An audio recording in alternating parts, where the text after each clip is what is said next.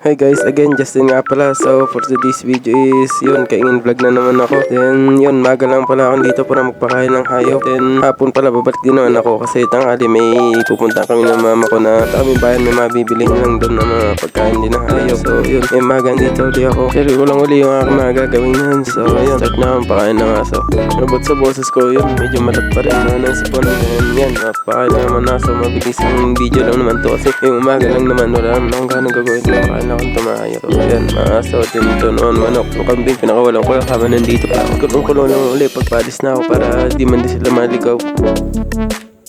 Hapon na naman, kaya yan, nagaan ko na lang kasi inisipan ko bigla magluto ng kamotik yun. Naalala ko may mga kamotik, mga palantanig si mama rito. So dito naman ako yung sa baba. Ito may mga tanig pa rito na luya yan, mga sumalantana. And medyo malinis dito kasi tinament din to dati naman eh. Ito lang narantaw. So yun, may mga palanligaw pa. Then yun, maghanap na tayo siguro ng kamote. Then tara dito sa gawin rito. Ito may sili pa palantanig si mama rito. Then yun, may hinag pang tatlo. So then ito, mga pala yung avocado namin yan. May mga bulaklak na. Ang laki mabunga yan. So yun, sa baba niya yan yung mga kamutian, kaso nga lang yun medyo lantaan na pala talaga. So tara, nyo lang ako magkukay rin tayo, titingin tayo baka sakali tayo may makuha tayo rito pang kamutik human lang. Yun, pass forward ko na lang ulit para medyo mabilis din tayo. Kaso nga lang yun pala, narami rin pala pinagbukain sa mama. Marami pa naman sa bitak, kaso medyo matilit na lang talaga kasi bawal talaga kung kain. Sabi kasi ni mama kasi palapit ng tag-araw pa di sila makasurvive, lalo tubig pa naman mahirap dito sa amin, kaya yun, ingat-ingat talaga sa pag-ukay. Then silip-silip lang talaga sa bitak, kaso yun, mahirapan talaga kahit ilan lang naman. Yan, dito pipilitin ko lang siguro maghanap din dito, pero ito talaga yung unang hinukuhain namin. Din alam ko talaga marami nang wala rito, pero yun, magkakasakali pa rin tayo rito sa spot. Yun, may nakuha pa rin man tayo kahit papano at mga dalawa lang. So yun, pwede rin pagdagdag kasi may gusto ko lang sa mga kakain. Yun nga pala yung nakuha kamote, medyo konti lang talaga sa konti, pero kapatayin ko kamote Q lang naman. So yun pala, dito sa pinailalim. So yan, tanaw rin may mamanggahan namin dyan din. Yan, yung saging. So may bunga pala yung saging, kanina ko wala pa siya, lalaki ng bunga niyan. So di ko rin alam kung tawag sa saging na yun eh, pero nakatikim na rin kami ng bunga niyan. So yan, pangalawang buwig na niya ng bunga, nakarantan pa. So ito, isa pang saging. Yun, meron yung bunga kasi maliliit pa, pero yung puso pwede pa pagkaari ng bunga. So yan, yan na paligid naman dito sa baba rito.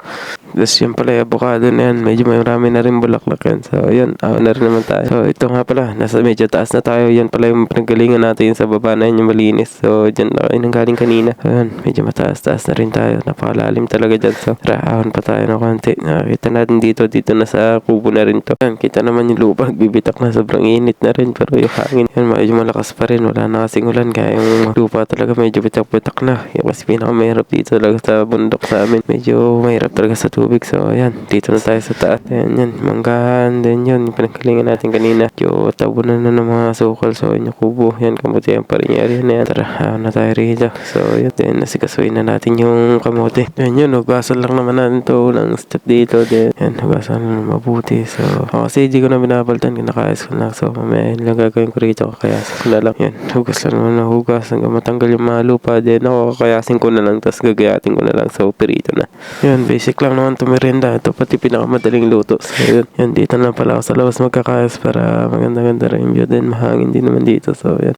And yun, speed up ko na lang ulit para mabilis yung video. Medyo matagal din kasi pag video talaga. So yan, wala naman bago dyan. So yan, mga manok nakikiyagaw dyan sa akin. Then yun, pagkatapos na nyo, yan ang kinalabasan. Yung iba, di ko na rin sinama. So yun, paringas naman tayo, next step. Speed up na lang ulit ako kasi tagal ko itong paringas. So yun na yung sasalang na natin. So yun, napakasakit talaga sa mata ng usok na yun. So mata, pati rin sa paghinga, napakahirap. Yun, ganyan lang naman talaga ang buhay sa probinsya. So ganyan, pag nagluto, medyo mausok kasi gawa ng kawit. Kahit tiho na, medyo mausok talaga. Then yan, halaga na sa ihip, then halukay, halaga na sa ihip para lumakas. Yan, masakit sa mata yung usok, pero okay lang kasi province ka, the best talaga dyan. Yun, libre. Nakuha ka ng libre. Hindi. So yun, kahit na pa may malamig, nakakaramdam ka ng init, gawa ng yan, siga. Then yun, mausok, malakas na may hangin ka na itataboy din naman agad. Yan, paluto na pala yung last batch na yan. Dito na tayo sa tubig na may matamis para sa, yan, para masabing kamutik yun. So yan, mabilis lang. Yan, yun, naalala ko, marami nga palang bungi kalamansi. So yan lang ginawa ko, kalamansi juice na lang. Kasi magkape ako kasi nga sipon. Yan, yung pusa, liligid. Gusto na rin kumain itong niluto ko, kamutik yun. So yan, may ako na siya bibigyan. Tabay na naman ako rito sa tambahan ko. So yun, mag-enjoy. Then last video na naman to.